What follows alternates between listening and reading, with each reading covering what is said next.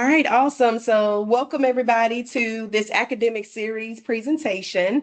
I am Dr. Daly, one of the nursing professors in the ASN program here on the Cochran campus this semester. And so this series, we're actually going to discuss setting healthy boundaries and conflict resolution. All right. This actually is a topic that I've been, I guess, personally studying for a while. My disclaimer here is that for about 3 years, I really focused on a book called Boundaries: When to Say Yes, How to Say No, and to Take Control of Your Life by Dr. Henry Cloud. It actually came from a personal journey where I realized I could never say no to people, but not saying no led to burnout in my personal life. So I started to do my own research and just read an actual book that helped me determine how could I say no, but also maintain, be that nice person I wanted to be, but not burn out personally. So by the end of this session, participants will be able to identify, set, and protect healthy boundaries that support their overall success and well-being. So this isn't just about setting boundaries for your workplace. It can be when it comes to school. It can be when it comes to your personal life, with your children, anyone. So we're going to talk about what boundaries are, identify some common scenarios that many experience when they have issues with boundaries, whether it's at the workplace, in a classroom setting, when you are students doing assignments. We're going to talk about the impact of boundaries that it can have on your job satisfaction, productivity, and your stress levels, and effective ways to actually communicate. One of the hardest things to do is say no. So we're going to talk about ways you can do that in a professional way, not just in the workplace, but also as a student if you want to speak to a classmate or a group individual. We'll explore some strategies to maintain those emotions that come with setting boundaries, and then we'll provide some tips on how to maintain a healthy work life, school life balance. So to get started, if everybody online, as well as those that are here, if you can log on and complete this boundaries quiz. It's boundariesbooks.com/pages/quiz. And what it's going to do is it's actually going to help you to identify what boundary level you have. And so some interesting questions. It doesn't take long, less than 3 to 4 minutes to complete. And you can actually get your own boundary score before we actually start talking about strategies. So just take a moment to take that quiz. And you will be surprised if you actually have good boundaries based on the questions. Again, boundariesbooks.com/pages/quiz. Mr. Daly, will we be sharing the scores, or is this just for our own? It would be nice if everybody can put their scores in the chat. Didn't want to say that in chat until I checked with you. Yes.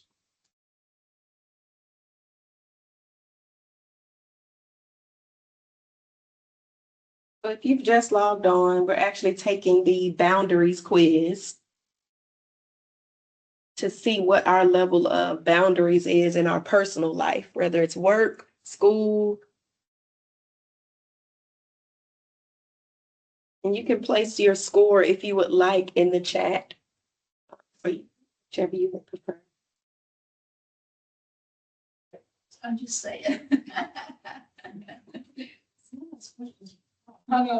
Yeah, they are some tough questions because, again, it's like, oh, what would I say? What would I do? Makes me feel like I'm being mean in a sense, but those are strong boundaries when you can say yes or no.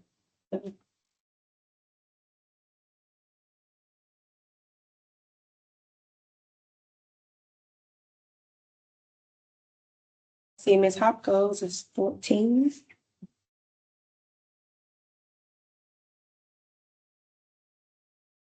Trying to get some scores. Me too.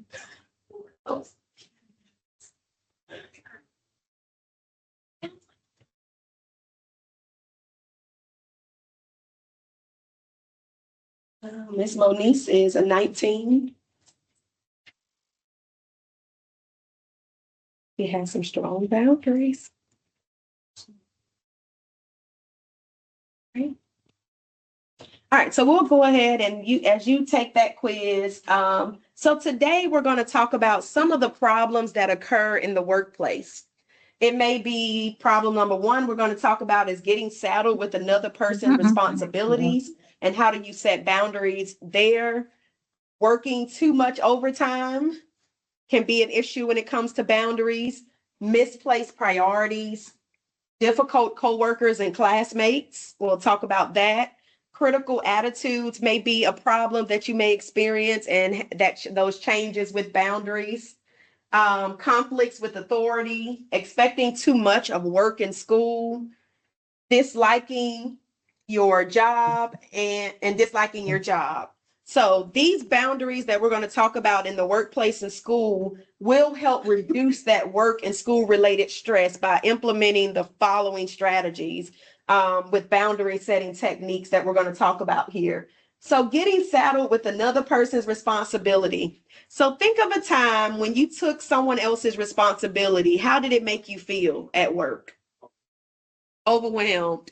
I've even had someone say used and abused, right? So you tend to do the work of others. You make excuses why your help is necessary to meet the outcome. I tend to always say, I'm just going to do it because it's for the students, right? But then it will overwhelm me to do the entire job. Sometimes if you have control issues, you don't trust that they will do the job effectively or as good as you do. A lot of times in group projects, it's one person who takes over the whole project because they're like, nobody's going to do it as good as I will. So let me just take over. You find it hard to say, no, that job is not my responsibility. You may be different than that's different than being a team player. And so sometimes you have to know the difference from helping and enabling. I've learned a topic or a cliche where I have to remind myself that doesn't belong to me. That is not my responsibility. And I also have to tell myself, Shannon, you're not the only one who can get the job done. It may not be as pretty and as you would like it to be, but you're not the only person that can get the job done. Over responsible people tend to not enjoy work because they're covering up for others. And that can be something that you may deal with. So ask yourself if your helpfulness is enabling. Being helpful and trying to get the job done may be enabling that person. And based on that person's personality trait, they may just say, well, I know she's going to do it anyway, so I'm not even going to worry about it. A lot of times you may label that person as being lazy when really they realize that you overtake or oversee a lot of issues. And what happens is you get upset for taking on too much and it burns you out. Does it help them to become better or worse that you're taking the task from them? So when asked to do something last minute, here are some things you can say. Maybe tough, but you can say, I'm sorry that you have not done that before. And I understand that you're in a bind. And this was from the text. Maybe next time you will plan better, but that's not my job. Isn't that tough? This is an excerpt from the book. So how can we say this in an even more professional and tactful approach? I'm so sorry that you weren't able to get to that task. And unfortunately, I'm busy myself and I won't be able to help you with that. And a lot of times I always say, I do apologize that I can't get that done for you. But that's my way of saying, no, I can't help you. You do have to be professional and tactful because as you all, probably those online probably say, oh, now that's harsh. But sometimes directness can be considered rude. And it's not that the person is being rude, they're just being direct. And so maybe we need to be more assertive in how we approach situations by saying no. I know a lot of times in my head, I say, a quote that I always say is, a lack of time management on your part does not constitute an emergency on mine. And I have to remind myself that just because the person is getting it done late does not mean that I need to be that over-responsible, controlling person who steps in. A lot of times the project can be due at 11:59 on a Wednesday, but because I might have gotten it done last Wednesday morning, my partner may not get theirs done till 11:30. But I still have to make sure that I don't overtake the assignment. Another issue with boundaries can be that maybe you're working too much overtime or you're doing just too much. So poor planning does not constitute an emergency on my part. So someone not doing their part doesn't mean that you have to overextend yourself in those areas. But ask yourself, why are you working overtime? Is it required? Is it because you have poor time management? Is it because you're reaching for something, like trying to prove yourself? That was an internal thing that I had to recognize. Are you doing the most because you're trying to prove something? And so a lot of times you keep going and going and you keep achieving a goal and you realize I'm going to keep pushing to a goal that I probably will never reach.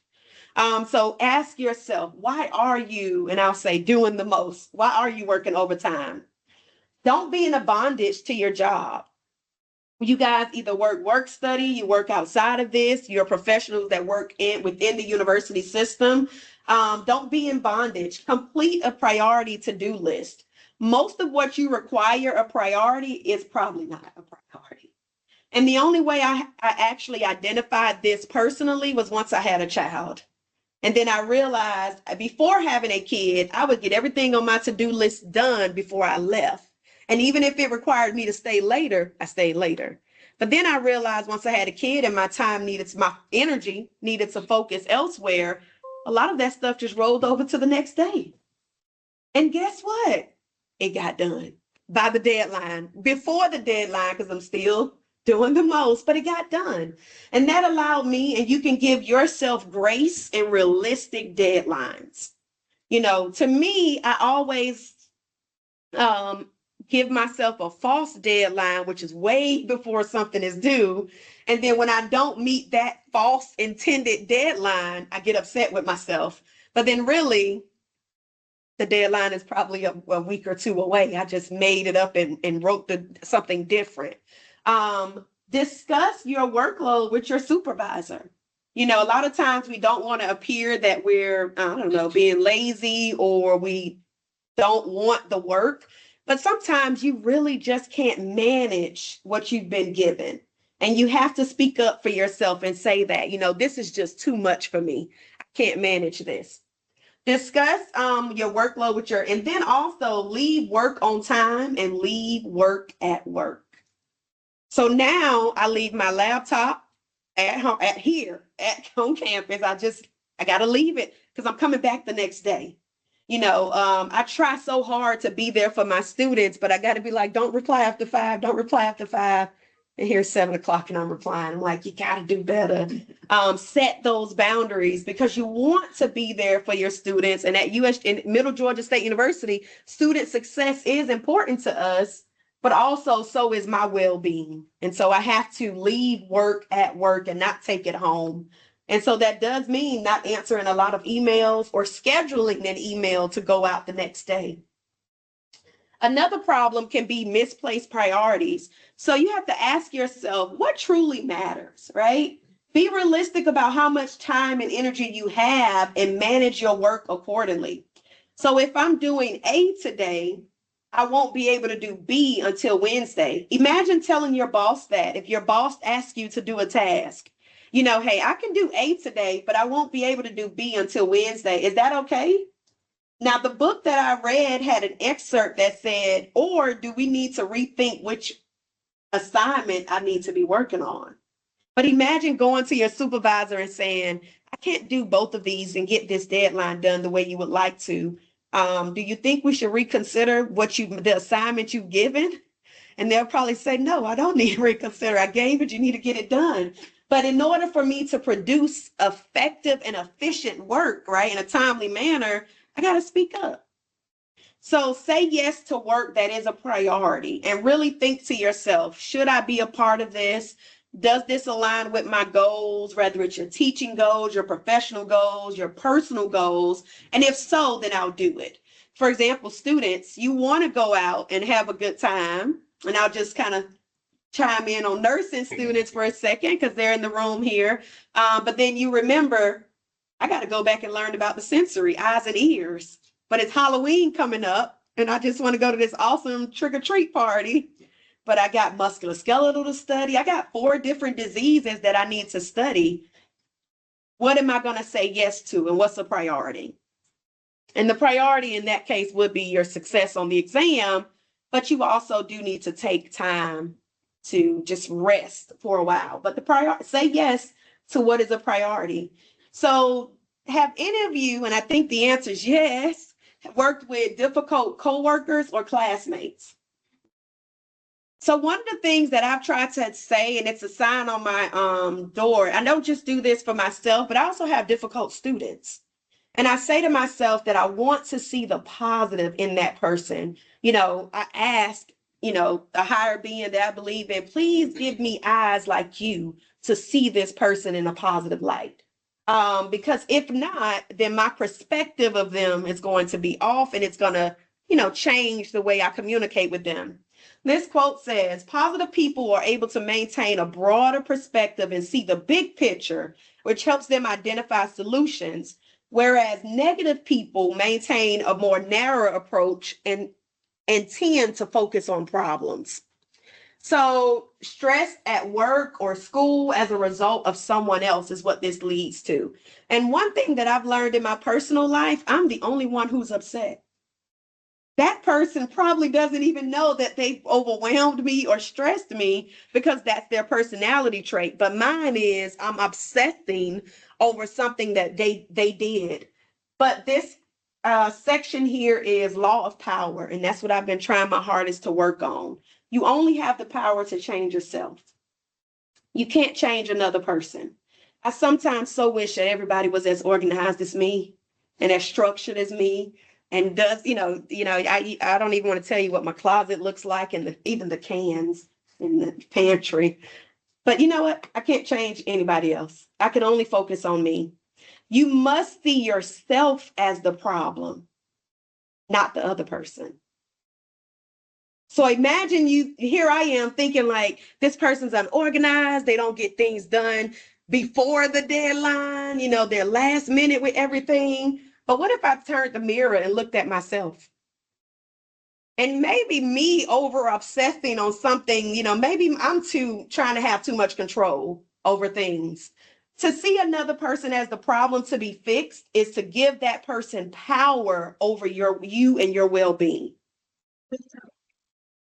The real problem lies in how you are relating to the problem person. You are the one in pain. And only you have the power to fix it. And so I've had to realize I'm obsessing over what someone else isn't doing. And a lot of times you work with people and you think, how could the boss not see that this person isn't getting the job done? But again, I've had to just step back and say, you know what? I'm just going to change my perspective on things and only focus on me. How can the teacher not see that this person is making this group project difficult? I don't know, do you want us to take them out the class? We can't. But, how can I work with this individual to make things better? Problem number 5, critical attitudes. Do you work for, or have you ever worked around someone who is super critical? But the next question is, are you the one that's critical of others? Yeah, that hit a little bit deeper there, right? Right. So have you worked for someone who's super critical, or are you critical of others? Is your message not being received because of your delivery? I always tell my nursing students, when you approach a patient, use your Chick-fil-A voice, your Chick-fil-A smile. The joke is, and I don't, that's not degrading any other restaurant chain, but I say, don't be McDonald's or Burger King, be Chick-fil-A. Because no matter what, their positivity exudes despite what energy you give. You want 10 sauces, they give you 10 sauces, versus another chain will probably just throw the sauce in the bag and be so upset that you just ruined their day. But is your message not being received because of your delivery? A lot of times as a professor, I've learned you have to be careful in your approach and how you communicate and say something to different students, because they may receive that as feeling attacked by you. So do you feel attacked sometimes by the message and feedback provided? Or are you attacking someone in the way you delivered the message? I've always had to come to a reality that anytime I feel attacked or criticized by someone's feedback, it's because it's probably true. It's probably true. Professors get evaluated by students all the time, and we say, what? That is not true. I believe there's just a little truth to what they may be saying, and I need to change my perspective of the statement. Could the student have written the feedback differently? Yes. For me to receive it better. But there is probably some truth to that feedback that they're telling me. Do you tend to internalize the criticism? My personal story is I used to tend to hold a lot of grudges for a long time. But again, if we go back, I'm the only one in pain. That person is not. So what are some solutions? You can stay separate and keep your boundaries. Remember, you may never get someone else's approval. Someone else may never accept who you are, and that's okay. You have to be okay with not receiving someone's positive feedback of your lecture or your assignment or your interaction, and that's perfectly okay. A lot of times, if you feel that someone is critical, and hopefully if someone feels you are critical, they will actually speak to you. A lot of times we go around it and we don't talk to the individual. We just talk about, oh gosh, that was, we talk about the person to other people, but imagine saying to yourself, I'm going to send this email, or I'm actually going to communicate with this person about how they made me feel. Your shoulders will drop and you will feel a lot less stressed than you did before. Also, at the end of the day, if you work at a facility and you feel that your supervisor or anyone that you're working with is critical of you, there is a company or university grievance policy that you can follow. In our nursing department and within Middle Georgia, all across the board, but we are pretty heavy on policy. And so we follow policy. And so you have the right to follow policy as well. Do you tend to have conflicts with authority?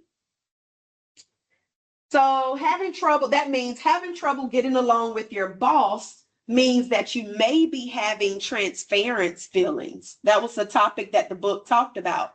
So what is transference feelings? Transference is when you experience feelings in the present that really belong to some unfinished business in the past. So the feelings that you have about a person may not even be about them.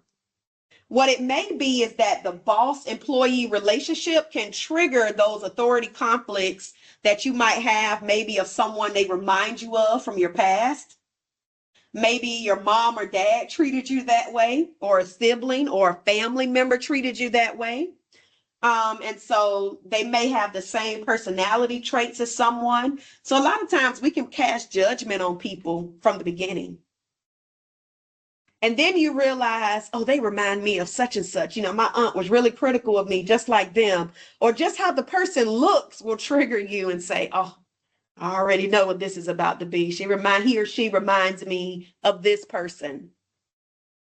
So strong feelings may occur of competition with a coworker or classmate, and that may cause you to feel those feelings, transference feelings. But truly, and this is the hardest thing ever, the solution is really for you to heal. And healing does start with first accepting, right? What if you acknowledge that you were the problem? So accepting that you have to heal. So leave the past in the past, deal with it, and do not allow it to interfere with present relationships. Me personally, I do attend counseling once a month, sometimes twice a month. I walk in not knowing what the topic will be. They offer free counseling services to our students here on the campuses. I never know what I'm going to talk about, but again, that's a part of that healing process. I have my coworkers here, and then all the time I'm like, I'm dealing with this, listen to me. You're a mom, and I have these things going on, but talking about it, and eventually we have to leave stuff in the past.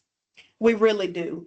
That is one of the hardest things to do. But it may be, some of these issues may be why we're having conflicts with authority. And so if you're having issues with a professor, what is that professor exuding off to you? And maybe do they remind you of some transference feelings you may have related to someone in the past?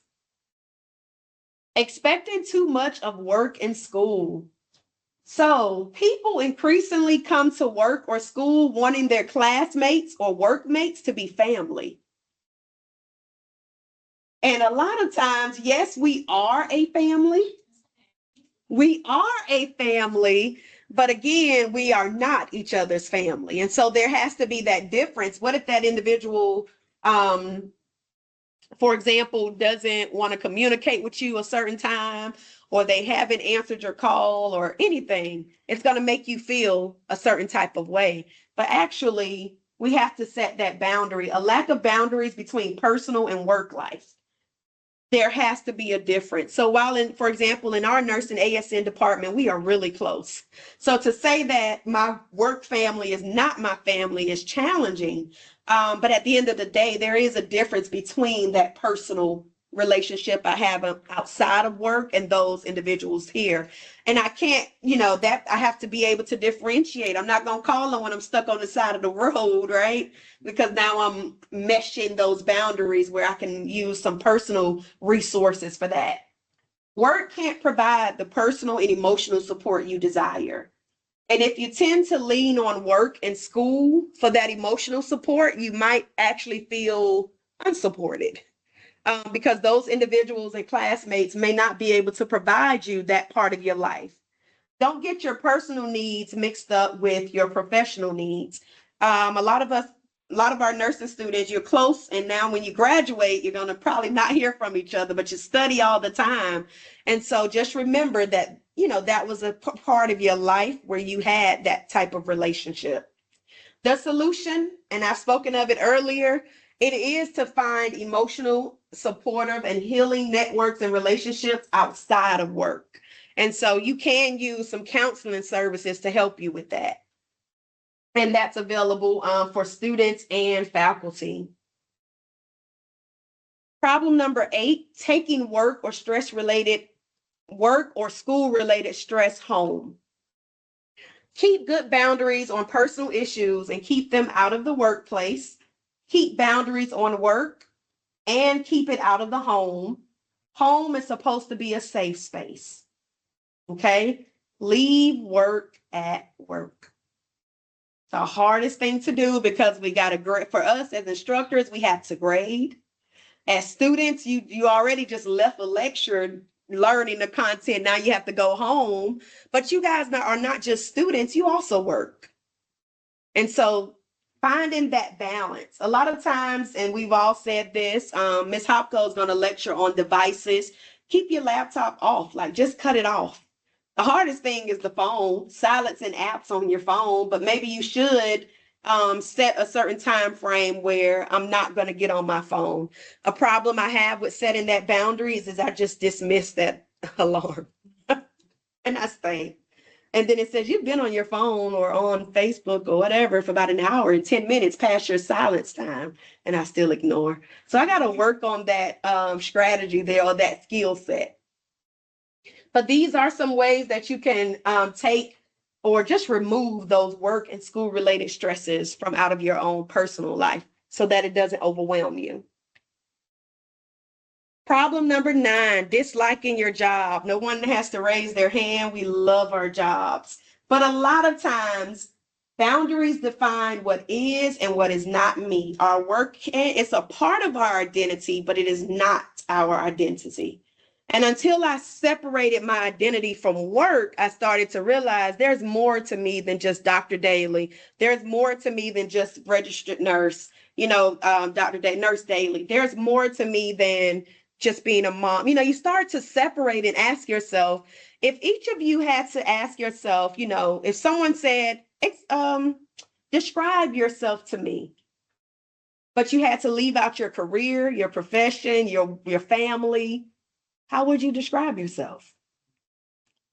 First thing I say is, oh, I'm a nursing professor, I'm a nurse, I work at Long LTAC, and I start naming all those things. And then there's one of my counselors, she said, my life coach actually said to me, that's not who you are. That's a part of who you are, but it's not who you are. So then I was like, what do you want from me? How should I describe myself? And so it was like, oh, well, I don't know. I like to read. I like to hike. Like, what is it? You really start to think outside of those job descriptions. Who am I? And so if by chance you dislike your job, you're unhappy at your job or your workplace, start to set some realistic expectations of yourself and your job duties. We have office hours, and students they come to our office hours, but a lot of times I extend myself past those office hours because all I'm thinking about is student success, and I know that's number one. But then I have to say, take a break. Take a break. Be realistic about what you need to do. I know that my health is a concern. So instead of just staying all the way till 6:00, meeting with people, I need to walk. I need to just take a walk and take care of myself. If you dislike your job or you're unhappy, is it related to job duties and expectations, or are there other problems, that you have? If so, speak to someone about it. Your supervisor may not even know that you are not happy at work. They may feel, sometimes you can, I don't know, fake it till you make it, and you just got the biggest smile on your face, but deep down, you're struggling. Talk to someone about it. They'll actually be pretty surprised that you're overwhelmed. You need help with studying. You need help with how to create a study plan. Talk to the professor. Let them know. Because if we don't get an email, I know if I don't, I'm like, oh, I taught endocrine well. Nobody has questions, right? Dr. Adams taught eyes and ears, spectacular. We don't have any questions. I won't know unless you ask. And so don't dislike your job or dislike your schooling situation because you haven't spoken up about getting resources. So some key highlights for establishing healthy boundaries: learning to say no assertively. Remember, there's a difference between direct and some people think rude, but it's being direct. Learn to say no assertively and respectfully is crucial to setting and maintaining boundaries. Saying no helps in prioritizing tasks, managing workload, and avoiding burnout. As a nurse, and I harper on that because a lot of our students are in the healthcare field that I'm speaking to in the classroom, if you don't learn how to manage your time, you'll get burnt out. You really will over time. Express the needs and the limits that you have assertively to your colleagues and supervisors so that they can understand your expectations. This semester, I had a really difficult challenge where I needed assistance from my co-teachers.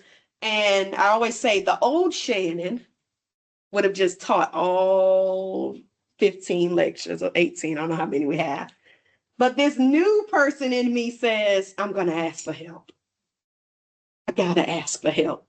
And I went around and asked, what is your expertise area so that you can bring the best to the students? Come on in, Rachel. Address violations promptly and assertively and reinforce those boundaries. Whatever you do, saying no is hard, but make sure you maintain professionalism and empathy while enforcing those boundaries. That's essential for a positive workplace or school environment or relationship. The best teams and the best work cultures are those who confront well. So imagine if we were a team where we actually told people what we felt versus say, I don't like this person, I don't like this individual, I'm just going to ignore them. I'm just going to keep them out of my space. But nobody probably ever told them what we all probably are thinking or feeling, but you might have to find a way to say it. A lot of times we just ignore the person and say, oh, I don't got to be around them no more. Great. But then they go on to cause more conflict or problems. And what if you were the person that could actually make the difference? In addition to showing us what we are responsible for, boundaries help us to define what is not our property and what we are not responsible for. So one of my things that I say, I do mumble it under my breath, but when someone asks me something, I say, well, just a second, can I call you back or can I get back to you? And then I'll hang up and say, that is not my responsibility. That does not belong to me. And Shannon, you're going to say no. Look at your to-do list. You prioritize what you can do today. Say no. And no matter how much it causes me to sweat, stress, anxiety, saying no really relieved me. It really did. So that's the end of our presentation. The book excerpt and the information provided, again, it's not my information. It's actually from the book that I actually read from Dr. Henry Cloud and Dr. Townsend on boundaries. If you were to research this book, they not only have a book about boundaries, but it's a book about boundaries when it comes to your children, when it comes to your marriage, when it comes to just any relationship, family, your mom, your parents. So as tough as this subject is, hopefully the boundaries quiz help you to identify, I got some areas that I need to improve on, especially if your scores were low, like in the 8 or 7s. Nothing to be ashamed about with that, but it does say I have to be a little bit more assertive in my approach. So far, no questions from online. All right. What do you do when saying no brings negative consequences from supervisors? That is a good one. If anybody want to chime in, they can too. What do you do? For one, there shouldn't be any retaliation to you speaking with them. But again, how was your delivery? How was your approach? Did you come to them in a critical manner or an approach where you wanted to let them know that everything they're doing is wrong versus an approach where I'm really stressed out and I'm not able to complete these things? So I think going back to what was your delivery, and if by chance you do feel that the supervisor makes you feel some type of way or retaliates, there's a grievance process. But also remember, someone's response truly isn't reflective of you. It's reflective of them. And so maybe they're not in a space where they can actually receive critical feedback, which is tough, because if we go back to the critical attitudes of a critical supervisor, if a leader is not able to receive criticism, then the team is not going to come to them. And so therefore, we're a team divided versus one that collaborates together.